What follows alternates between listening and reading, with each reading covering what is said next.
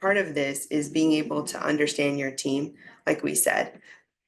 When you have, in my case, we have a hybrid setting. So, between hiring and, personality assessments, it's also important to really get to know them and or have the supervisors getting to assess people's individual strengths and challenges. A lot of this can be done through regular one-on-one check-ins and also through performance evaluations as well.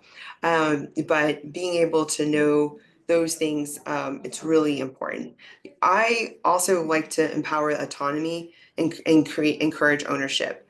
I have an example. I had an assistant say, blah, blah, blah, blah, blah, blah, blah, we should make this change, blah, blah, blah. And I was like, okay, that's great.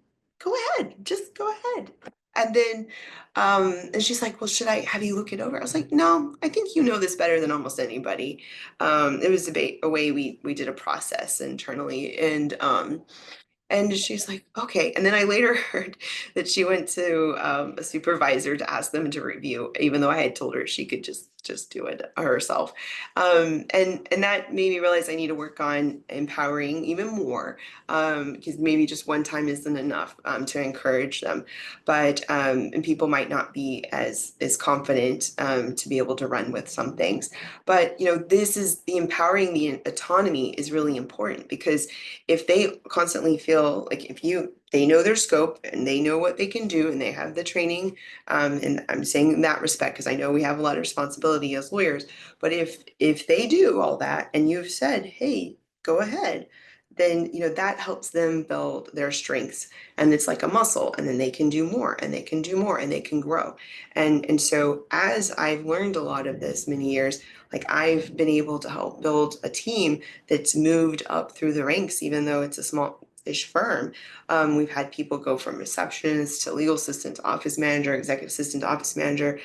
People go off to law school, come back, those types of things. But empowering that autonomy, not only will they appreciate that, but you're helping to build them into their greatest potential.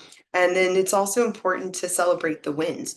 We're right now things are pretty stressful in my normal day job space, and just like, hey, we got a really good review, yay, we won this silent case in court.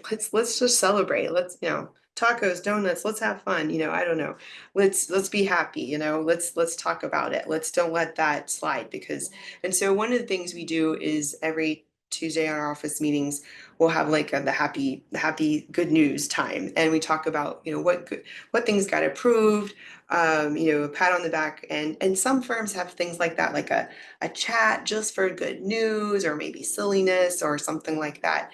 And we have one person who's always doing some silly meme, and it's occasional, and I think it's lighthearted. It's not overtly too much, and so I think it helps keep things lighthearted. Or we'll in our chat we'll use like the emojis or something like that.